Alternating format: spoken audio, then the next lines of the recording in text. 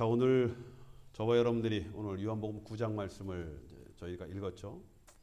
자, 여러분 이때 일어난 사건, 저희가 요즘 계속 말씀을 보면서 이 성경에 나오는 이런 사건들을 우리가 시간과 공간 안에서 넣어서 우리가 기억을 하는 이제 그런 지금 연습을 좀 하고 있습니다. 그렇죠? 여러분 이 사복음서 안에서도 일어난 사건들이 굉장히 많거든요. 굉장히 수백 가지의 사건이 일어나는데 여러분 이것이 뭐 우리가 천재가 아닌다면 이거는 다 우리가 정확하게 기억을 할 수는 없습니다. 물론 이제 꼭 예수님의 사건을 시간별 또 공간별로 우리가 기억하는 게 그렇게 꼭 중요하다라고 말을 할 수는 없지만 그럼에도 불구하고 우리가 하나님의 말씀을 복음서를 통전적으로 우리가 이해하기 위해서는 우리의 기억 구조에 맞게끔 시간과 공간 안에 좀 맞추어서 우리가 기억을 하면은 좀 쉽게 또 우리가 잘 일목요연하게 우리가 복음서를 또 우리가 이해할 수 있습니다.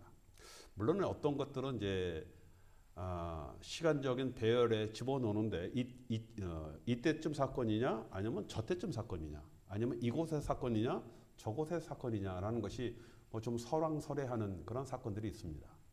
여러분 그건 중요하지 않아요. 그렇죠? 꼭 조금 틀렸다 하더라도 뭐 거기 나오는 우리 주님의 진리의 말씀이 왜곡되는 것은 아니기 때문에 그렇게 중요하진 않습니다. 그래서 조금 뭐 오차가 좀 있다 하더라도 우리는 그냥 무시하고 그냥 나름대로 우리 나름대로의 기준을 가장 그래도 이것이 근사하다라는 그런 기준을 가지고 시간과 공간 안에 말씀을 우리가 보는 지금 훈련들을 계속 하고 있습니다. 자, 그러다 보니까 오늘 말씀은 예수님께서 세 번째 초막절에 예루살렘으로 들어가셔서 일어난 그런 사건이에요. 세 번째 유월절에는 예수님께서 예루살렘에 가시지 않았다라고 제가 말씀을 드렸죠. 그렇죠? 그리고 유월절이 4월이었는데 그해 4월에는 예루살렘을 가지 않고 초막절은 10월에 있는 그런 절기입니다. 6개월이 지난 그 초막절 때 예수님께서 이제 예루살렘에 가셔서 일어난 사건들이 오늘 소개되고 있습니다.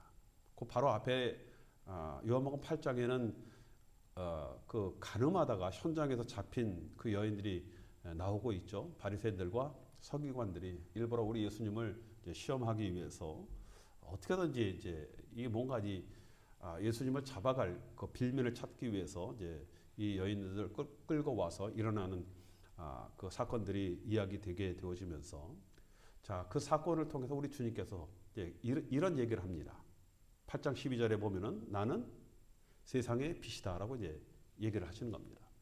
자, 여기서부터 이제 뭐 거의 이제 예수님의 거의 3년 동안 공생애를 살아왔기 때문에 나머지 뭐 이제 한 6개월 정도밖에 남지 않은 그런 기간이기 때문에 이제부터는 예수님께서 본격적으로 예수가 누구다라는 것을 이제 밝히기 시작합니다. 그렇죠? 자, 그 밝힐 때 예수님의 어떤 이런 아이덴티티를 나타내는 나는 세상의 빛이다라고 말씀한 이 사건은 중요한 사건이겠습니까? 아니겠습니까? 중요한 사건이죠. 그렇죠? 학교 때 선생님이 시험 보기 전에 밑줄 쭉 그 얘기입니다. 굉장히 중요한 사건입니다. 예수님께서 내가 누구다라고 밝히신 그런 사건들은 당연히 우리가 기억을 해야 하지 않겠습니까? 자, 여러분 그러자 이제 바리새인들이 시비를 거는 거예요. 세상에 자기가 자기를 증거하는 것 이건 참된 증거가 되지 못한다. 증언이 되지 못한다. 그런 얘기를 하고 있습니다. 최소한 2명 이상이 증언이 돼야 그것이 정말 당신이 세상의 빛이다라는 그 증거가 되지 않느냐라고 이렇게 이제 속된 말로 이제 딴지를 거기 시작을 합니다. 자, 그러자 우리 예수님께서 누구를 또 하나의 증언으로 둡니까? 아버지가 바로 나의 증언자가 된다라고 이런 말씀을 하시는 거예요. 자, 그러자 유대인들과 그 바리새인들과 그 종교 지도자들이 그러면은 당신의 아버지가 누구냐라고 묻는 겁니다. 제 얘기가 아니라 성경에 나와 있는 이야기입니다. 자, 그러자 우리 예수님께서 뭐라고 합니까? 너희가 만약 내 아버지가 누군지 알았다라고 한다면 당연히 너희들이 내가 누군지 아는 것 아니냐. 너희들이 지금 나를 알지 못한다는 것은 너희들이 내 아버지를 모른다 그 얘기입니다. 그렇죠?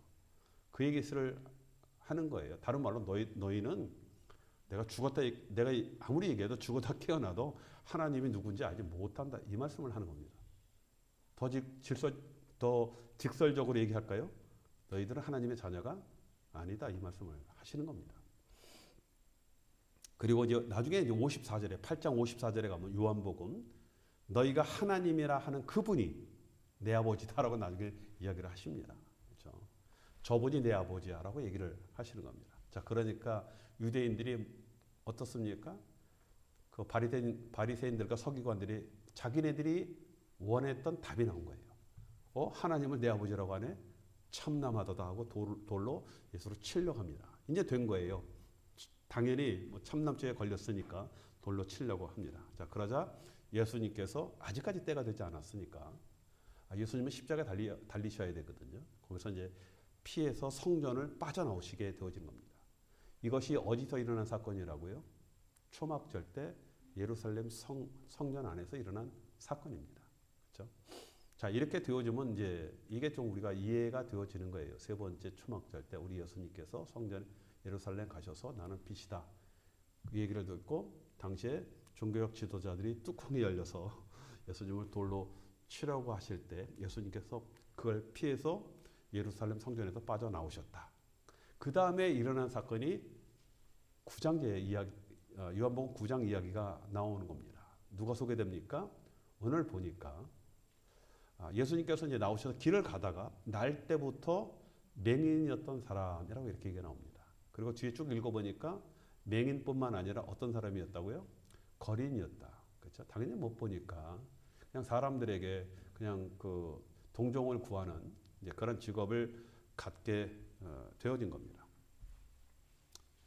자, 그런 이제 예수님께서 이제 또 거기서 이제 제자들과 뭐 제자들이 이 사람이 이 죄가 뭐 부모님의 죄입니까? 뭐 이런 우리가 잘 아는 그런 내용을 하죠. 그렇죠? 저 사람 죄도 아니고 부모도 죄도 아니고 하나님의 영광을 나타내기 위한 그런 것이다. 이런 사건은 이제 몇 번 나오게 되어집니다. 자, 그러면서 우리 예수님께서 뭐라고 얘기합니까? 제자들의 마음을 딱 보는 거예요. 아까 예수님께서 나는 세상의 빛이다라고 이렇게 말씀하시면서 그 의무는 바리새인들만 갖고 있던 것이 아니라 제자들도 그 뭔가 이렇게 마음에 뭔가 이게 아직까지 확 와닿지 않고 뭔가 의문이 갖는 겁니다. 자, 그걸 우리 예수님께서 당연히 아시니까 오늘 말씀해 보니까 뭐라고 말씀하십니까? 내가 세상에 있는 동안 빛이다. 이 말씀을 다시 한번 하시는 겁니다. 그렇죠? 자, 말로만 이렇게 계속 하시면 어떻게 되겠어요? 이게 뭔가 보여야 되지 않겠습니까? 그렇죠? 제자들도 그 얘기를 들으면서 뭐 고개를 가우뚱가우뚱 할 거예요. 그렇죠? 당신께서는 빛이라고 하시는데 이거 뭔가 그냥 말로만 하는 것이 아니라 뭔가 있어야 되지 않겠습니까? 그렇죠? 예수님께서 그들의 마음을 아시겠습니까? 모르겠습니까? 당연히 아시죠. 그래서 그 맹인을 부르시고 세워놓으시고 그 다음 어떻게 합니까? 땅에 침을 뱉으시고 그 침을 진흙과 이겨서 그걸 눈에 바르는 그 사건이 나옵니다. 그리고 예수님께서 뭐라고 얘기하셨어요? 실로암에 가서 씻으라. 그렇죠? 자, 여러분 실로암이라는 것은요 예루살렘 성 밖에 있는 연못이에요. 일단 예수님께서 예루살렘 성 밖으로 나오셨죠. 피해서. 그렇죠? 그러니까 거기서 그렇게 멀지 않은 곳에 아마 실로암이 있었을 것이다라고 생각이 되어지면서 자, 장님은 이제 그곳에 가서 이제 결과적인 이야기이지만 이제 눈을 이제 씻게 되어지는 겁니다. 자, 여러분 예수님의 예수님께서 이렇게 행동을 하시는 것. 여러분 이것은 그냥 예수님께서 한 어떤 장님을 그냥 고치는 그런 단순한 사건이 아니에요. 여러분 이 사건은 일종의 시위와 같은 겁니다. 그렇죠? 많은 사람들이 예수님에 대해서 자꾸만 묻거든요. 이제는 뭐 시간도 얼마 되지 않았는데 예수님이 제자들에게 자신의 정체를 정확하게 이제 아이덴티티를 보여줘야 되지 않겠습니까? 그렇죠? 근데 말로만 해갖고 이게 되어지지 않는 거예요. 그러다 보니까 예수님께서 일종의 시위와 같은 그런 행동을 하십니다. 그런데 여러분 이 시위는요 단순한 시위가 아니에요. 이사야서 9장 1절 2절 말씀에 보면 이렇게 말씀을 하고 있습니다. 전에 고통을 받던 자들에게는 흑암이 없으리로다. 옛적에는 여호와께서 스불론 땅과 납달리 땅이 멸시를 당하게 하셨더니 후에는 해변길과 유단 저쪽 이방의 갈릴리를 영원롭게 하셨느니라. 그렇죠? 이렇게 말씀을 하고 있죠. 2절에 보면요. 흑암에 행하던 백성이 큰 빛을 보고 사망의 그늘진 땅에 거주하던 자에게 빛이 비치도다. 이 말씀을 하시는 겁니다. 예언적인 말씀이거든요. 그렇죠? 자, 이사야 선지자들은 큰 빛. 이것은 메시아를 말씀하는 겁니다. 메시아가 오시면 빛을 비추셔서 전에 고통 당하던 그런 자에게는 흑암이 없어질 것이다라고 얘기를 하고 있습니다. 그렇죠? 하나님께서 전에 그렇게 하셨다는 겁니다. 북방에 있는 많은 그런 이방 민족에 의해서 많은 고통과 지배를 받았지만 하나님께서 빛을 발해서 그런 고통과 그런 압제로부터 하나님께 해방시켰던 그런 역사를 말하시고 또 그런 큰 빛이 오게 되어져서 그 빛이 비춤으로 말미암아 너희들의 이 어떤 고통하던 자에게 흑암이 없어질 것이다. 이 말씀을 하시는 겁니다. 그렇죠? 여러분 흑암이라는 것은 고통과 죽음을 상징하는 거거든요. 그렇죠? 흑암에 있던 백성들에게 빛이 비추어질 것을 말씀을 하시는 겁니다. 빛, 그렇죠? 여러분 구약 때는 북방 민족들에게 멸망을 당했지만 그들 손에서 건지심과 같이 큰 빛이 다시 우리를 구원하실 것이다라는 그런 믿음들을 유대인들은 갖고 있었습니다. 유대인들 마음속에는요 빛에 대한 소망이 있는 거예요. 그 빛이 누구라고요? 메시아예요. 예수가 되는 겁니다. 그렇죠? 그 메시아가 오셔서 우리를 어떤 로마의 압제와 이런 고통으로부터 우리를 해방시킬 것이다라는 그런 믿음을 갖고 있는 겁니다. 그런데 누군가가 내가 세상의 빛이다라는 것은 이건 대단한 말이 되어지는 겁니다. 그렇죠? 무슨 말이라고 얘기해요? 나 메시아다 그 얘기입니다. 단순한 그런 메시지가 아닌 거예요. 그래서 예수님께서 세상의 빛이다라고 얘기할 때 유대인들이 막 불을 켜고 그냥 예수님한테 달겨들게 되어지는 겁니다. 자, 유대인들에게 여러분 빛이라는 것은 희망과 해방을 상징한다라고 말씀을 드렸죠. 메시아를 의미한다라고 말씀을 드렸습니다. 그래서 여러분 예수님께서 빛이다라고 하시면요 바로 내가 메시아다라는 그런 선포를 직접적으로 하신 거거든요. 근데 말로만 하시면 어떻게 되겠습니까? 내가 빛이다라는 것을 보여야 되지 않겠습니까? 그렇죠? 자, 여러분 이러한 의심은요 당시에 바리새인들과 서기관들만 갖고 있는 것이 아니라 제자들도 갸우뚱하는 거예요. 아, 예수님께서 내가 세상의 빛이다라고 말씀을 하셨는데, 아 근데 말씀은 그렇게 하시는데 뭐 이 뭔가 증거가 있어야 되지 않겠습니까? 그렇죠? 자, 여러분 그래서 예수님께서 소경을 불러 세워서 그의 눈을 뜨게 하신 겁니다. 여러분 당시에 눈먼 자의 눈을 뜨게 한다라는 이것은 아까 말씀드린 것 같이 단순한 치료의 역사가 아니다라는 거예요. 그렇죠? 여러분 보면요, 그 장님 신람 가서 눈을 뜨게 한 그 장님이요 나중에 고백을 합니다. 그렇죠? 당시 종교 지도자들이 자꾸만 잘못하면 이 사람 때문에 예수의 소문이 점점점 더 커지게 되어지고 또 추종자가 따르게 되어진다라고 한다면은 뭐 바리새인들의 어떤 밥그릇이 줄어들 뿐만 아니라 당시의 정치와 연합되어 있는 사두개인들에게도 치명적인 어떤 소요의 문제가 생기게 되어지는 거거든요. 그렇죠? 자, 그런 상황에서 장님이 뭐라고 얘기합니까? 창세 이래로 이런 일이 없었지 않았느냐 이 얘기를 하는 거예요. 그렇죠? 당신도 알다시피 창세 여태까지 누가 와서 눈을 뜨게 한 그런 사람이 있느냐? 그런 일은 여태까지 한 번도 없었다. 그러면 그 얘기는 뭐예요? 이 사람은 메시아다라는 그런 얘기예요. 나도 아는데 당신들은 왜 모르느냐? 이 얘기를 하는 겁니다. 그렇죠? 그러니까 이제 결국은 이제 이 사람을 출교시키는 그런 일들이 있는데, 그렇죠? 자, 여러분 예수님께서 장님을 보게 했다라는 것은요, 이건 다른 사건이 아니라 메시아적 사건이다. 그 얘기를 하는 겁니다. 여러분 거린이었던 장님도 이건 메시아적 사건이다라고 얘기를 하는 거예요. 직접적으로 얘기하면 돌 맞아 죽으니까 잘못하면은. 간접적으로 메시아적 사건이다라고 얘기하는데 당시의 종교 지도자는 끝까지 부인하는 것 아니겠습니까? 그렇죠? 자, 이것이 9장 32절에 이런 얘기가 나옵니다. 창세 이래로 이런 일이 없었는데 왜 당신들은 믿으려 하지 않느냐라고 어떻게 보면 비아냥거리면서 하는 그런 말이 되게 되어지는 겁니다. 자, 그렇고요. 저는 이제 이 사건을요, 우리 예수님께서 그 장님의 눈을 뜨게 하시지 않습니까? 그런데 그 방법이 저는 조금 한번 생각을 해봤어요. 말씀을 쭉 준비하고 묵상하다가 왜 좀 불경스럽지만은 우리 예수님께서 침을 땅에 뱉으셔서 그 땅을 진흙에도 개갖고 그걸 또 장님 눈에다 왜 바르셨을까? 이게 뭐 유대적으로 뭐 전통적인 어떤 치료 방법일까? 저는 그렇게 생각하지 않거든. 찾아봤어요. 그랬더니 그런 문헌은 없더라고요. 만약에 그게 뭐 한국과 같이 뭐 어디 다쳤을 때 된장을 갖고 와서 바르게 했다. 그러면 이해가 되는데. 근데 이런 전통적인 이런 방법은 모르겠습니다. 저는 아직까지 찾아보니까 발견이 안 되더라고요. 근데 왜 이렇게 하셨을까라는 그 생각을 제가 좀 묵상을 했습니다. 자, 그렇게 해서 실로암에 가서 씻으라라고 하는 것은 이해가 돼요. 왜냐하면 예수님은 어떤 기적의 역사를 이루실 때 반드시 어떤 일을 하십니까?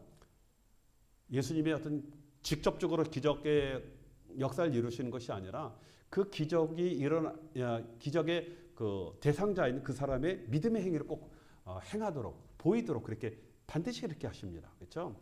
믿음의 행위를 보이기 위해서 뭐 실로암 가서 씻어라라는 것은 이해가 되어져요. 너 실로암 가서 그냥 예수님께서 그 눈에다가 그 진흙을 얼굴에다가 죄송합니다. 떡칠하지 말고 그냥 실로암 가서 씻어라라고 해도 되지 않습니까? 그렇죠? 믿음의 행위가 되잖아요. 장님이 생각할 때 아니 이 자리에도 고쳐주시지 뭐 실로암 가서 씻게 해? 나 안 가. 그럴 수도 있지 않습니까? 그런데 왜 그 진흙을 꼭 바르셨을까? 그렇죠? 네, 제가 이런 생각을 좀 해봤습니다.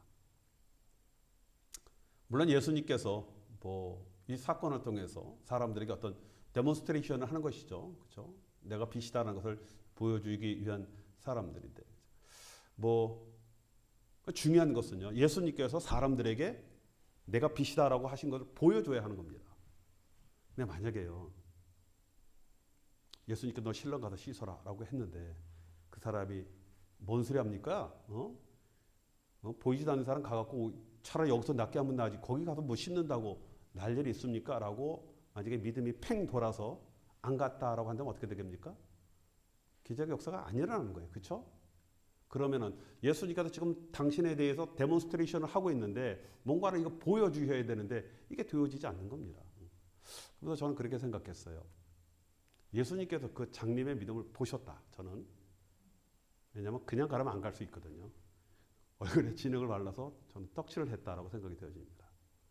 그래서 가서 씻어야 되지 않겠습니까? 그렇죠? 그러니까 그런 의미에서 예수님께서 그렇게 하셨을 것이다라는 저는 짓궂은 상상을 좀 해봤거든요. 그렇죠? 자, 여러분 그런데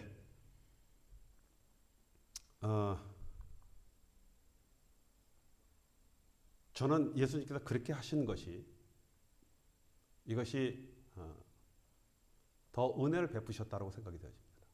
은혜를 베푸셨다.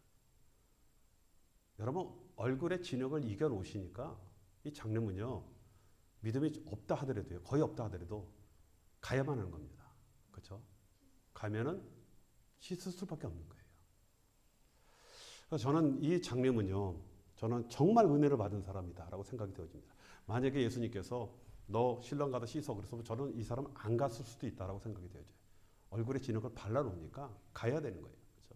저는 이것이 정말 예수님께서 행하신 은혜라고 생각을 하고 또 주변의 많은 사람들이 정말 우리 주님께서 빛이다라는 증거가 되어지는 그런 기적의 사건들을 목도할 수 있는 기회가 되어진 겁니다. 그렇죠? 자, 그런데 우리가 그런 생각하지 않습니까? 하나님, 우리에게도 이런 은혜를 될 수 있으면은 이런 은혜를 우리도 받으면 좋겠습니다라고 생각할 때가 있어요. 그렇죠? 강압적으로라도 어떤 그런 기적의 역사가 일어날 수 있도록 하나님께서 우리에게 강압적으로 뭔가 어떤 그런 사건들을 이룰 수 있도록 그렇게 하셨으면 좋겠다라고 생각이 되어지는데 여러분 저는 그렇게 생각하지 않습니다. 여기 장님 같이 진흙을 얼굴에 바르기 전에 주님 말씀만 하면 제가 가서 그냥 씻겠습니다라는 그런 믿음이 되어야 한다는 겁니다. 여러분 이것은 그냥 기본적인 믿음이 그렇게 되어야 된다라는 것이 아니에요. 그렇지 않습니다. 여러분 만약에 우리 주님께서 이렇게 하시면요, 그냥 주님 제가 가서 씻을게 하고 잽싸게 달려가서 씻어야 되는 거예요. 왜 그렇습니까? 여러분 여기 장님만 그렇습니까? 저와 여러분들 대부분 사람은요, 우리 주님께서 얼굴에 진흙을 침 뱉어서 짓이겨 놔야 할 수 없이 가요. 그렇지 않으면 갈 사람 아무도 없습니다. 우리 여태까지 그렇게 살았잖아요. 그렇죠? 그냥 우리 주님께서 말씀하셨을 때 주님 제가 그 말씀 따르겠습니다라고 순종하고 바로 갔으면요, 우리 이렇게 고단하게 안 살았거든요. 그렇죠? 근데 왜 우리 이렇게 고단하게 삽니까? 왜 계속 문제가 생겨요? 뭔가 이게 좀 될 것 같으면 뭔가 이게 잠깐 왜 이게 뒤집어지고 그런 일이 왜 생깁니까? 그거는요, 우리 주님께서 저와 여러분 얼굴에 진흙 바르시는 거예요. 그래야 가서 씻기 때문에 저는 이것이 정말 우리 주님의 은혜라고 생각이 되어집니다.